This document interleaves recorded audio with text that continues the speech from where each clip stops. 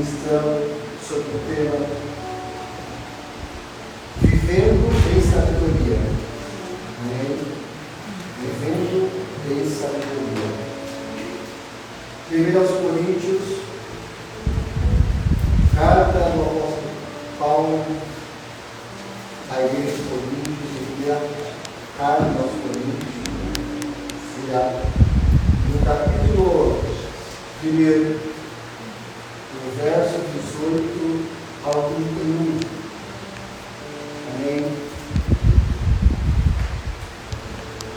Que nos diz assim: porque a palavra da cruz é loucura para os que perecem, mas para nós que somos salvos é o poder de Deus. Porque está escrito: destruirei a sabedoria dos sábios e aniquilarei a inteligência dos inteligentes. Onde está o sábio? Onde está o escriba? Onde está o inquiridor deste século? Porventura não tornou Deus loucura a sabedoria deste mundo? Visto como na sabedoria de Deus o mundo não conheceu a Deus pela sua sabedoria, aprove a Deus salvar os crentes pela loucura da pregação. Porque os judeus pedem sinal e os gregos buscam a sabedoria. Mas nós pregamos a Cristo crucificado, que é escândalo para os judeus e loucura para os gregos. Mas para os que são chamados, tanto judeus como gregos, lhe pregamos a Cristo, poder de Deus e sabedoria de Deus. Porque a loucura de Deus é mais sábia do que os homens, e a fraqueza de Deus é mais forte do que os homens. Porque vede, irmãos, a vossa vocação, que não são muitos os sábios segundo a carne, nem muitos os poderosos, nem muitos os nobres que são chamados. Mas Deus escolheu as coisas loucas deste mundo para confundir as sábias, e Deus escolheu as coisas fracas deste mundo para confundir as fortes. E Deus escolheu as coisas vias deste mundo e as desprezíveis, e as quais não são, para aniquilar as que são, para que nenhuma carne se glorie perante Ele, mas vós sois dele, em Jesus Cristo, o qual para nós foi feito por Deus sabedoria, e justiça, e santificação, e redenção, para que, como está escrito, aquele que se gloria, se glorice no Senhor. Irmãos, que coisa boa. Nada que uma reunião com o moço ao pé do ouvido não resolva, né? Nada que oferecer um chá de limão regado com suco de vinagre não ajude, né? Parabéns, Lídia. Parabéns.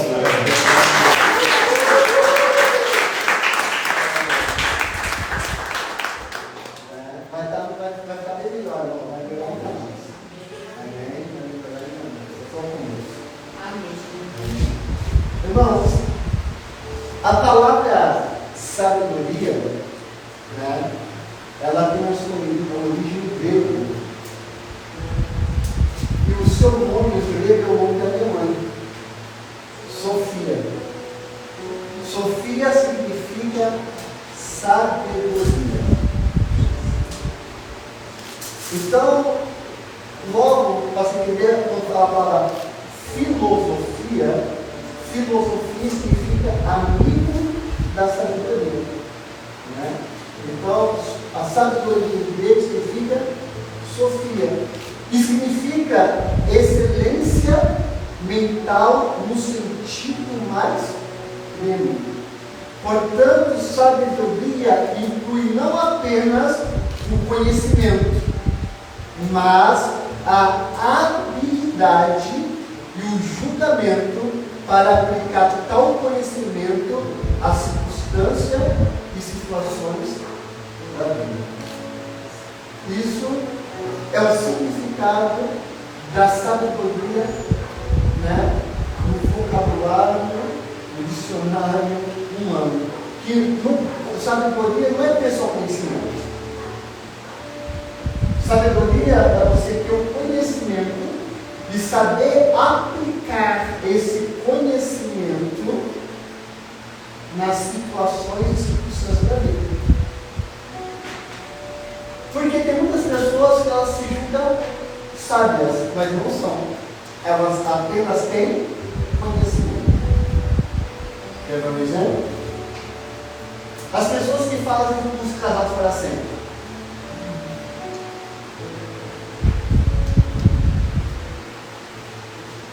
Faz um curso ali de 14 semanas. Aí depois do curso, continua vivendo em pé de guerra, continua tendo dificuldade de relacionamento, de acordo, de entender o papel do homem, o papel da mulher. Aí pergunta assim: você fez um curso Casados para Sempre? Fiz.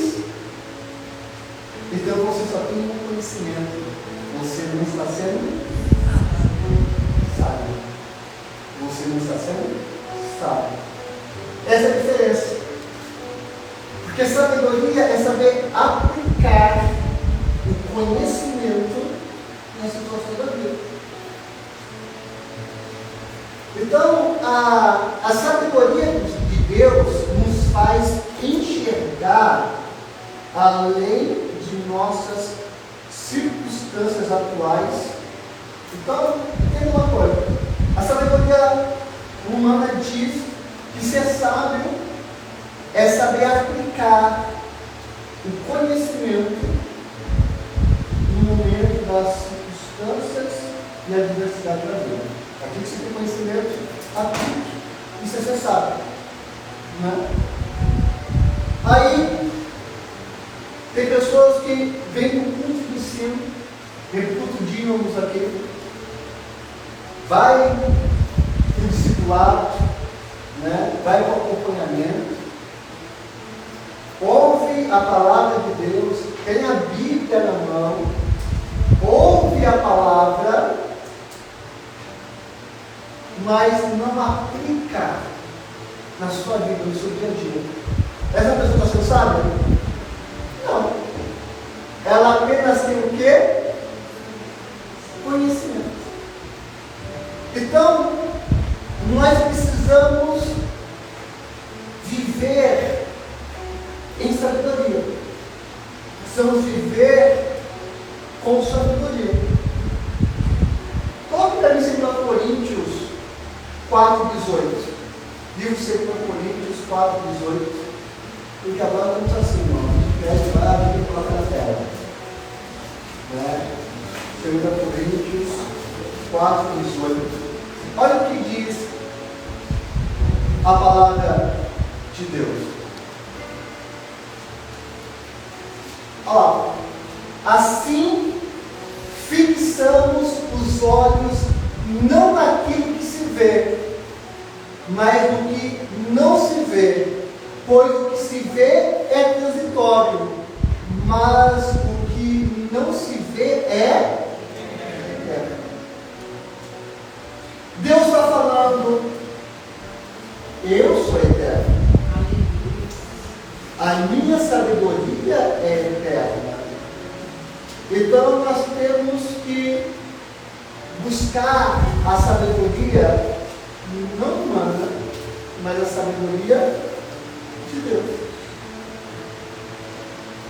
A humanidade hoje, ela vive, irmãos, hoje a moda é o podcast. É isso mesmo? Nossa, fala isso. É isso mesmo. Tem muitos, muito bons. Mas tem alguns que é só sabedoria humana. Você vê um debatendo com o outro, só sabedoria humana, sem você pegar a sabedoria divina para converter a sua sabedoria humana para a sabedoria de Deus. Hoje, nós estamos vivendo uma época de poucos pregadores e de muitos poucos. Hoje, é que eu estou trazendo nossa vida. Pode ver que está fazendo peça teatral. Eu descobri isso ontem. Que a Bia está igual o pai dela. Ela está ministrando agora fazendo peça teatral. É isso, Yasmin? A Bia está ministrando agora fazendo peça teatral? Ah, verdade. Fala de mim, está fazendo uma coisa.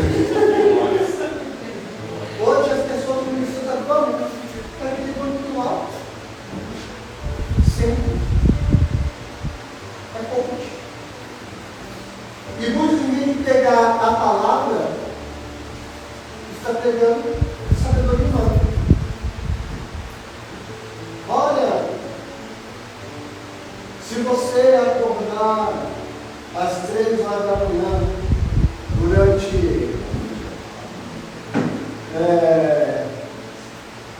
2 meses, tomar um banho gelado, tomar um café sem açúcar,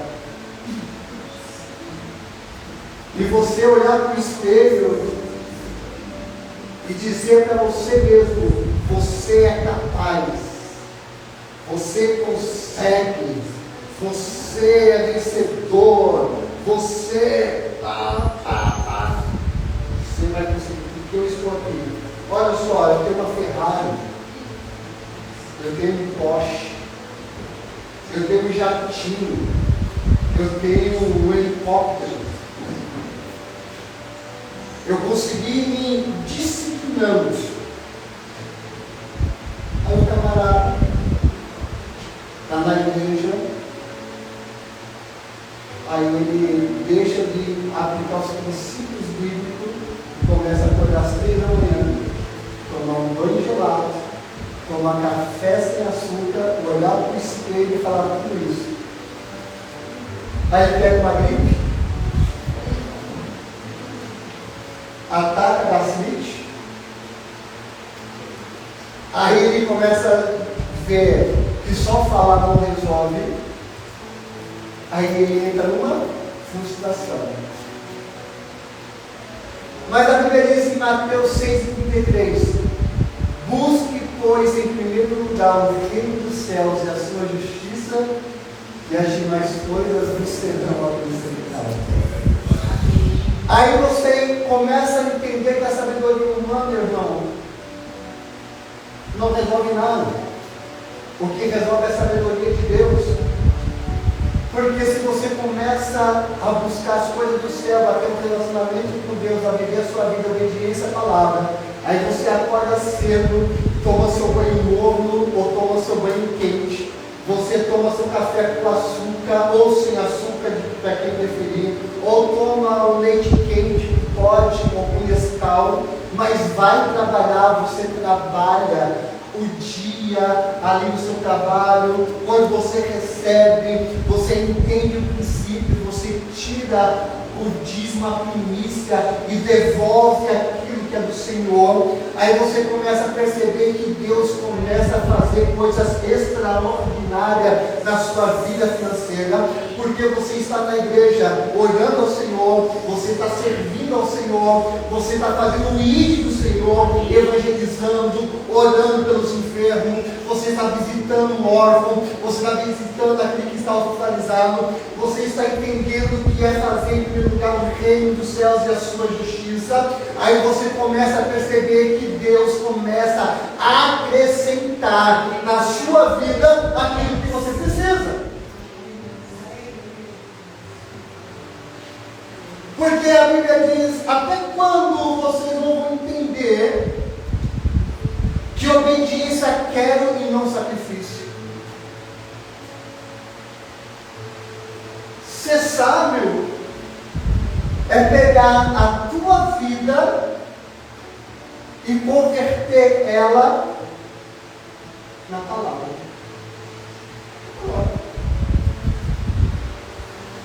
Primeiro devemos deixar de lado o que achamos e pensamos para passarmos a viver conforme a ordenança de Deus. Irmãos, em 1 Coríntios 1:19, nós lemos, 1 Coríntios 1:19, ele diz assim: porque está escrito, destruirei a sabedoria do sábio e aniquilarei a inteligência dos inteligentes. Aí no 20, ele diz: onde está o sábio? Ele fala sobre 3 classes de pessoas aqui. Aonde está o sábio? Ele está falando das pessoas que são sábias aos seus próprios olhos. Já conversou com uma pessoa que fala assim: não, eu já tenho um entendimento da vida. Já viu alguém assim? Eu já tenho entendimento da vida. Eu já tenho as minhas próprias convicções. Eu respeito, mas eu tenho as minhas próprias convicções. Meu conceito de vida eu já tenho. Aí Deus fala assim: aonde está o sábio? Porque essas pessoas você vê que ela tem o entendimento da vida, mas quando você olha e faz um raio-x da vida dela, está toda torta, está tudo bagunçado, está tudo fora do lugar. Conheço pessoas que dentro da igreja, que os filhos cresceram com eles dentro da igreja, e os filhos se tornaram adultos e não estão mais na igreja.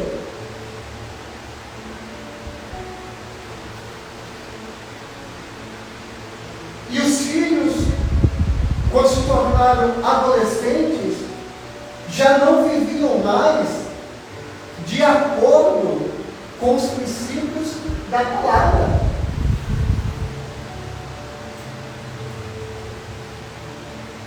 E quando você conversa com os filhos, eles falam que os pais em casa não praticam o que eles falam na igreja. Você está entendendo? Então a Bíblia diz: aonde está o sábio? Aonde está a sua sabedoria? Porque, bom, é notório. As pessoas que se acham sábias, que se acham muito intelectuais, que acham que conhecem tudo, que não precisa aprender nada, e esquece que Deus é o Senhor de todas as coisas. E quando você fala com ela, ela embasa toda a conversa dela em pensadores. Isso é que Sócrates, é que Platão, Aristóteles, é que Karl Marx, é que Pitágoras, criador da matemática. Aí você começa a ver que como os caras morreram. Um me ligava, morreu.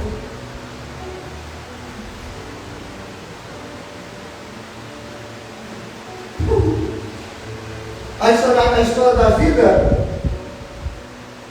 você fala assim: meu amigo, o que adiantou toda essa sabedoria? A casa, pergunta assim: a vida desregrada é que Freud, bom, quem estudou um pouco sabe quem é Freud, fala assim: o que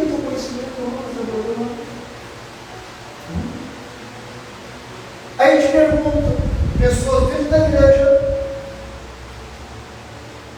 pessoas que não são crentes, pastor, o senhor está ajudando? Não.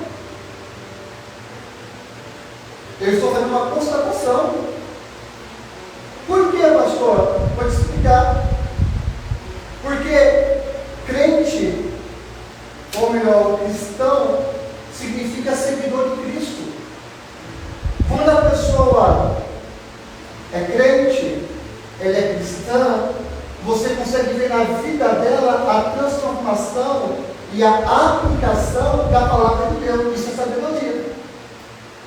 Agora, quando a pessoa ela está na igreja, mas ela não aplica a palavra de Deus na sua vida e na sua família, sabe o que ela é? Simpatizante do Evangelho.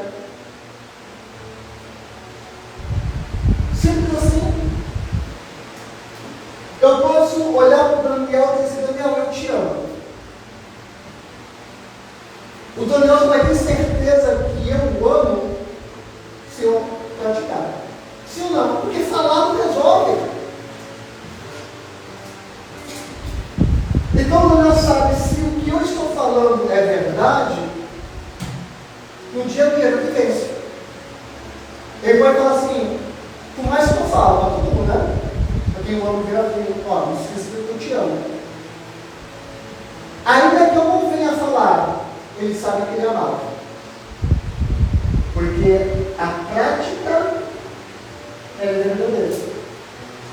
A Bia gosta de ouvir que eu a amo. E foi me chamar a atenção essa semana, porque eu estava indo trabalhar sem passar no quarto dela e beijar ela, entendeu?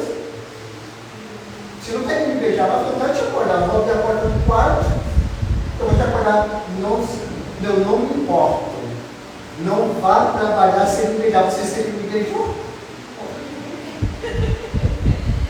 Aí todo dia eu beijo a mãe, eu fico lá no quarto dela, abri a porta, beijo e vou trabalhar. Então, eu não preciso dizer que eu a amo. Ela sabe que eu a amo pelas minhas atitudes.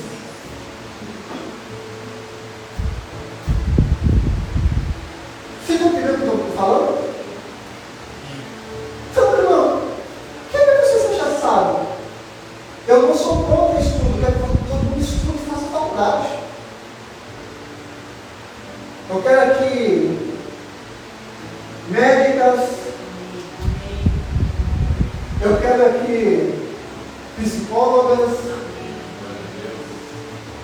psicoterapeuta, além da pessoa aqui, mais outros psicoterapeutas, engenheiros de tecnologia, engenheiro civil, engenheiro mecânico, a gente quer aqui mais enfermeiras,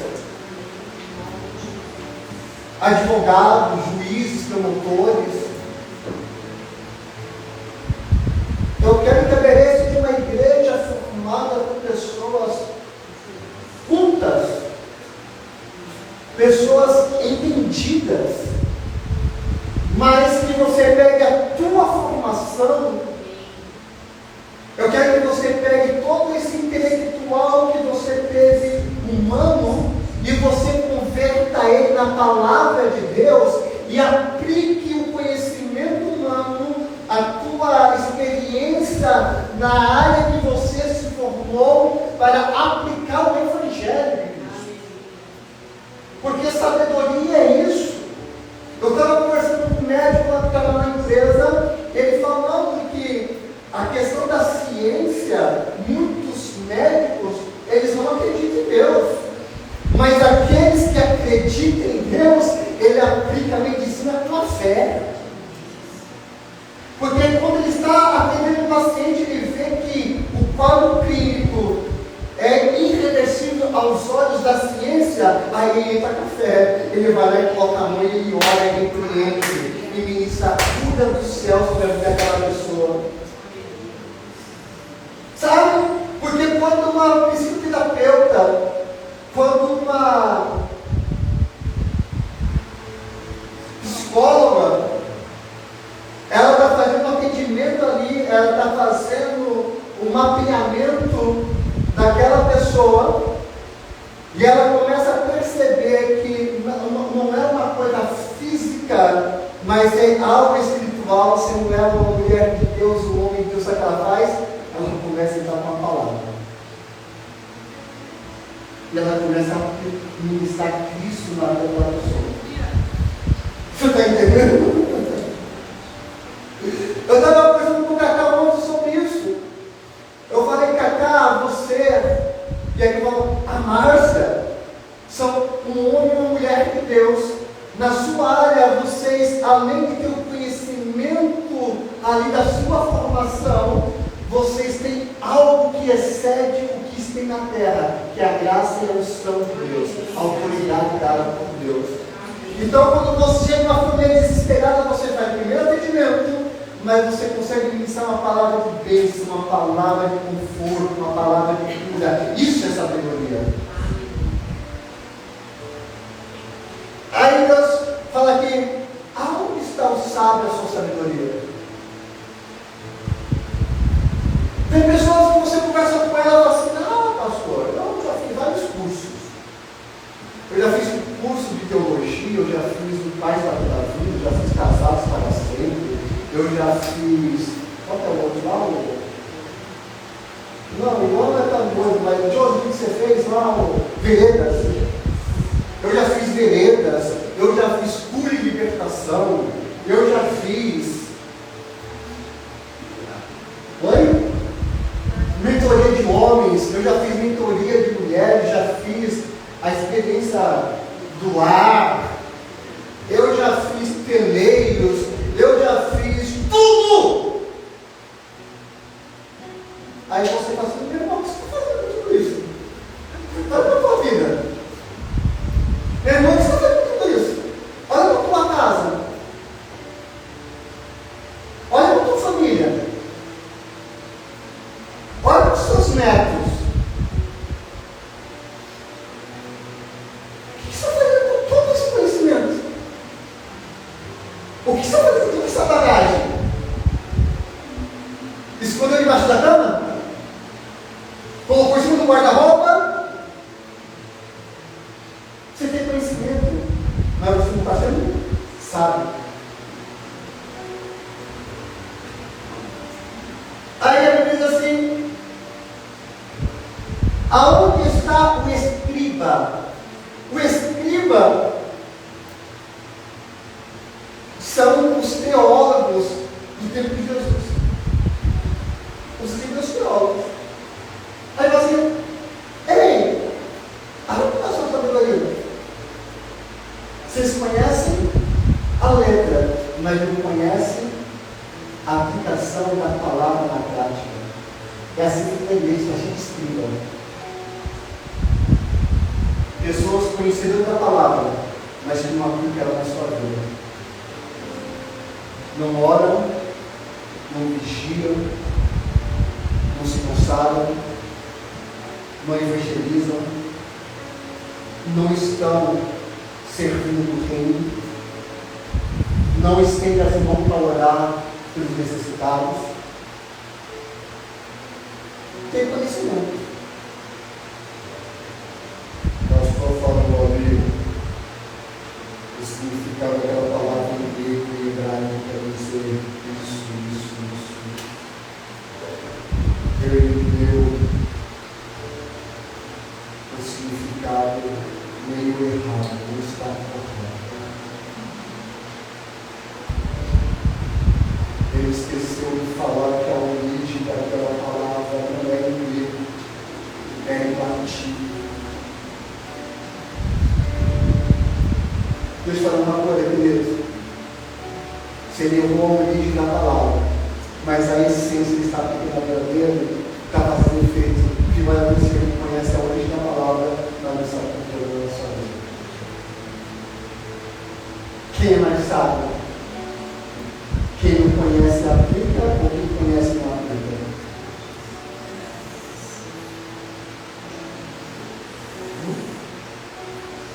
Aí ele diz, aonde está o inquiridor desse século? Sabe de quem Paulo está falando aqui?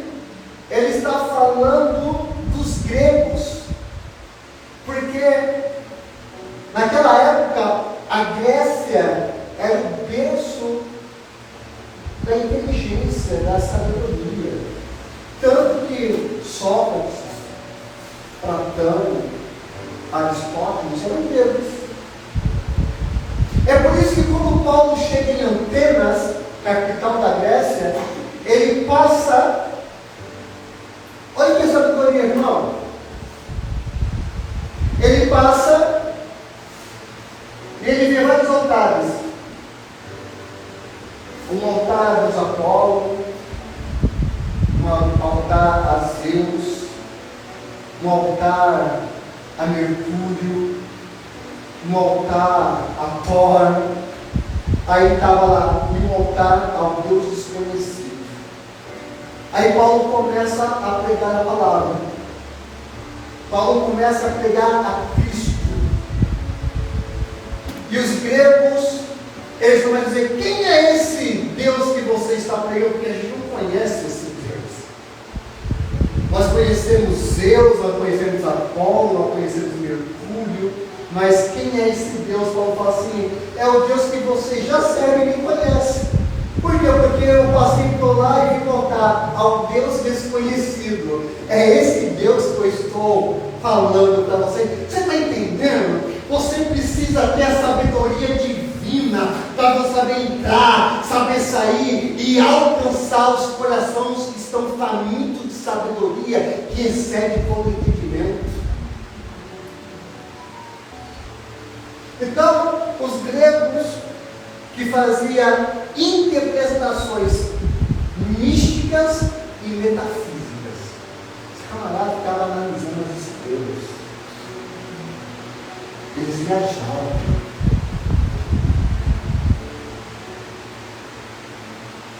Estavam em planos,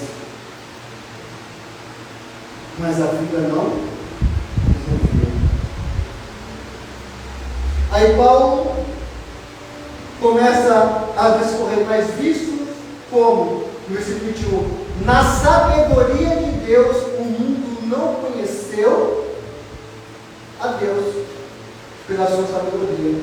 Aprove a Deus salvar os crentes pela loucura da... Eu prefiro ser louco, irmão. E hoje em dia, nós estamos sendo chamados de loucos. Ou anti um monte de coisa. Anti um monte de coisa. Você precisa, pastor, ser politicamente correto? Não! Eu jamais serei politicamente correto. Eu te amo, pecador, mas não amo o pecado que você pratica. Você está entendendo? Eu te amo, pecador, mas eu não aceito e não concordo com o pecado que você pratica. Eu amo a sua vida, mas não aprovo e não concordo com o estilo de vida que você tem para você, porque a Bíblia não aceita. Se a Bíblia não aceita, eu também não aceito. Então, a pregação é loucura. Para os judeus, falar de Cristo, pregar Cristo é loucura, porque como pode um Cristo ser crucificado no madeiro? Que era uma morte para ladrão, malfeitores. E os gregos, eles achavam uma loucura: como pode a salvação vir pelo homem? Engraçado que na mitologia grega, eles acreditavam no semideus. Aquiles, para eles, era um semideus. Era filho de Zeus.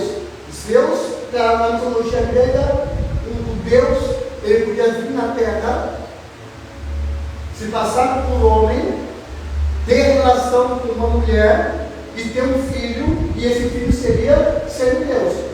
E no Olímpio, ele fazia parte como semideus. Alexandre o Grande Quem já leu a história de Alexandre Grande, tem uma série hoje, você vai entender que ele se achava que ele era o semideus, que ele também era filho de Zeus, porque a mãe colocou na cabeça dele que ele era o semideus. Mas a loucura para eles entender que Cristo veio como homem, passou nessa terra, foi concebido pelo Espírito Santo, morreu, ressuscitou e nos trouxe a salvação.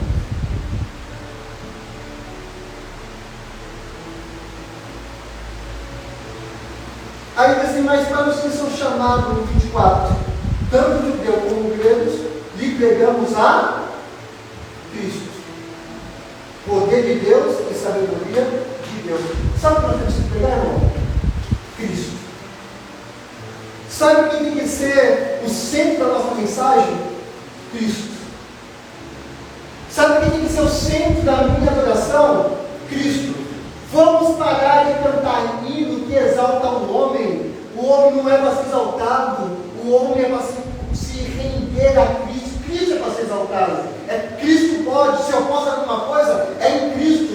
No final ele disse, se alguém se glorie, glorie-se no Senhor. Nada eu tenho, tudo é dele.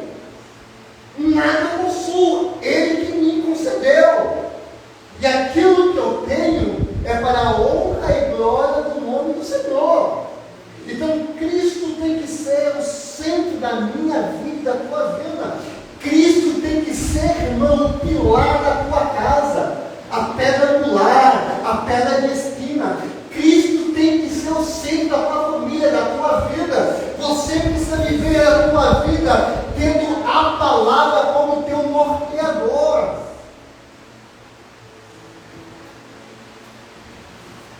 É assim que precisa viver.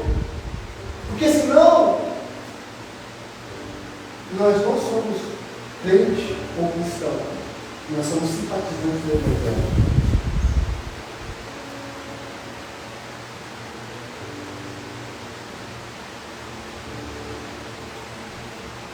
Eu levantei com o meu tio, falei isso aqui na sexta-feira. Falei, tio, qual é a sua religião?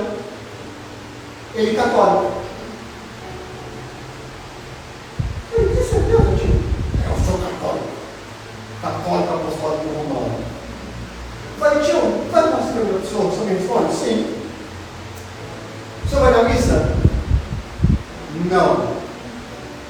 O senhor se confessa? Não. O senhor participa da Eucaristia? Não. Eu sou católico. Não é ofensa aos católicos dizer que é católico. Você está dizendo que o que é para mim? Dizer que o senhor é um apóstolo, não é nada, nem evangélico, nem católico. O senhor é. Aí. Vai. Vou falar o que para ele? Espiritualmente, eu não estou. Ele ficou bravo comigo. Eu tinha mais, não é, você não pode dizer nem que é evangélico, um cristão evangélico, e nem dizer que é um cristão católico. Porque senão é praticante. Porque ser cristão é ser seguidor de Cristo, é você praticar. Eu conheço amigos que são católicos que são praticantes, irmãos. E eles respeitam. Eu conheço, eu trabalhei na época de jovem, com um jovem católico praticante, que o namoro dele era mais decente que o muitos evangélicos. Que sexo para ele é só no casamento também. O católico praticante, sexo é só depois do casamento. E temos que pessoa, não é. Temos que ser praticantes. Então, só seremos sábios se aplicarmos na nossa vida a sabedoria de Deus. Eu sei que uma mensagem como essa não vai embora. Tem muitas curtidas. Não vai ter muito like aí no Facebook e no Instagram, talvez.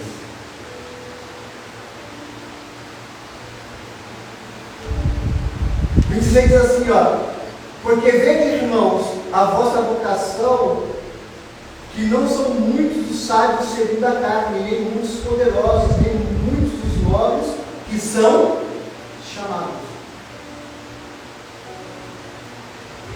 Sabe por quê? Porque não querem fazer como Paulo fez. Paulo, quando teve encontro com Cristo, Paulo era fariseu, filho de fariseu, um dos homens mais intelectuais da sua classe, criado e instruído aos pés de Gamaliel. E quando ele tem encontro com Cristo, ele conhece a verdadeira sabedoria, sabe o que ele fala? Tudo que eu conhecia, não passava de esterco. Aí eu vejo pessoas hoje dentro da igreja arrotando conhecimento, mas secos da graça de Deus. Vejo pessoas hoje na igreja desfilando looks, anéis de conhecimento, mas você não tem mais nem graça, nem unção, nem cura, nem salvação. Aplicando sabedoria humana, nós precisamos aplicar isso.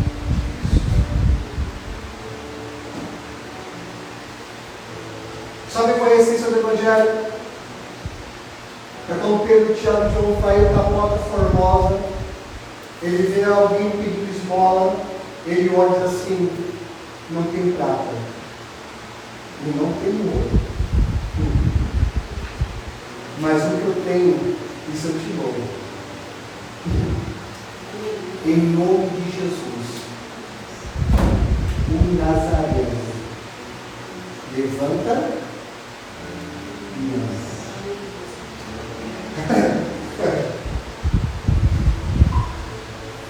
Não tinha faculdade, não tinha formação teológica nem humana, mas ele tinha o mais importante: conhecimento da graça de Deus.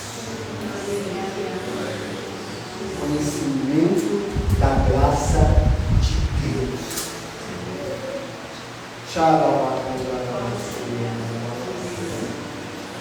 Precisamos voltar a ser cristocêntricos, irmãos. Na empresa tem uma moça, eu falei aqui na sexta-feira, e ontem eu tive a resposta. Sexta-feira cheguei lá, tem uma moça que tem 18 anos, eu entrei lá na empresa, na minha equipe. E eu sei pela mãe que ela é uma transplantada. E eu só descobri que eu achei que era meu coração não era ser transplante dos rins, porque na quarta-feira ela voltou para poder fazer alguns exames. E quando foi na sexta-feira de manhã, eu cheguei, conversei com ela, tudo bem, tal. E o Senhor me impulsionou para falar com ela, eu comecei a ministrar algo na vida dela, a falar a importância dela.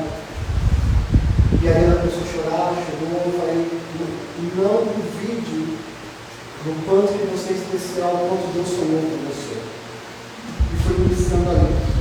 Quando foi por volta de antes do meio-dia, pouca coisa de meio-dia, uma galera me falou assim: Rocha, eu vou precisar levar a Thalita embora, porque o hospital me ligou, deu uma operação nos exames dela, e eu preciso levar para as clínicas para ser internada.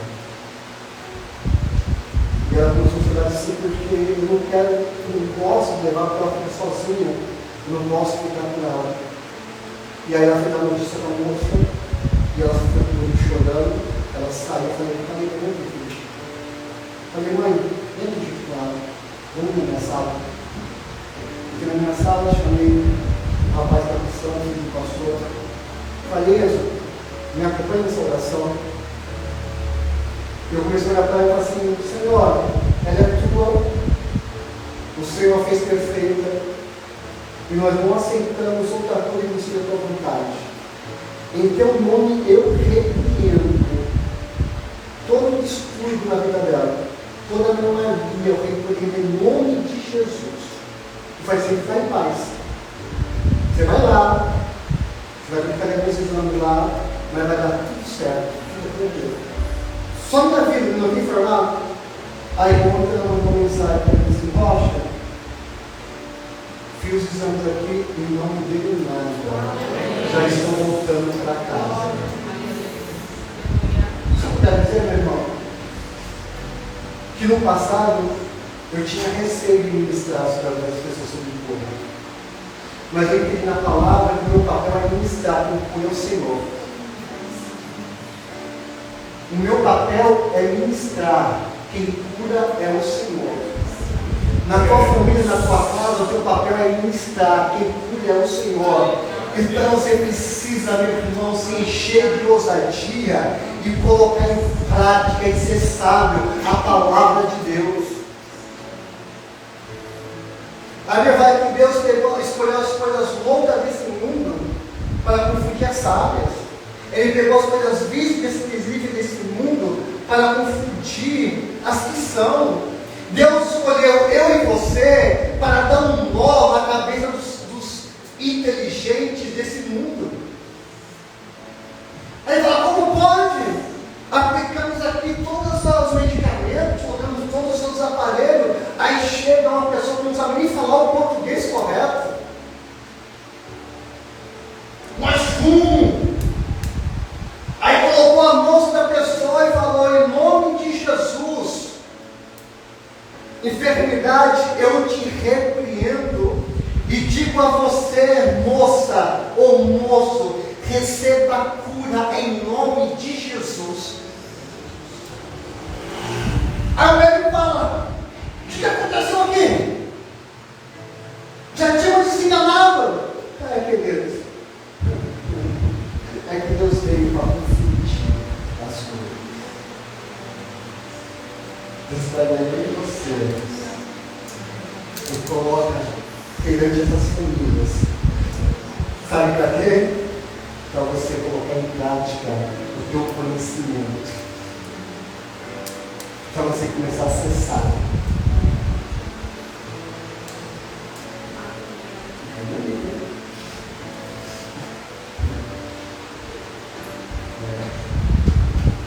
Você sabe.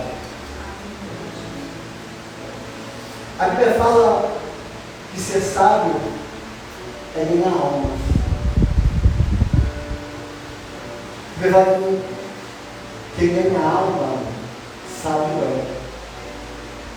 Sabe por quê? Porque ali na Bíblia de Gênesis e Apocalipse, o propósito de Cristo, de Deus, só foi um só: resgatar a humanidade para Ele.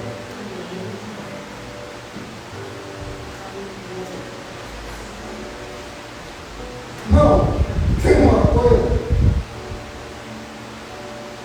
não é fazer campanha, não é ficar dentro dessas quatro paredes com o ventilador ligado, um ar-condicionado, com uma tela bonita, uma banda afinada, os músicos top. Isso é muito bom para adorarmos o Senhor como igreja, mas o Senhor nos chamou para fazer um trabalho fora das quatro paredes.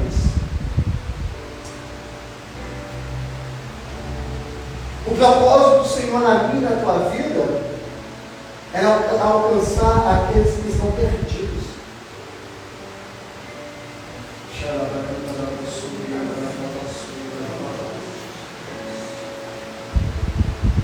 A igreja tem que se preocupar com aqueles que estão aqui dentro,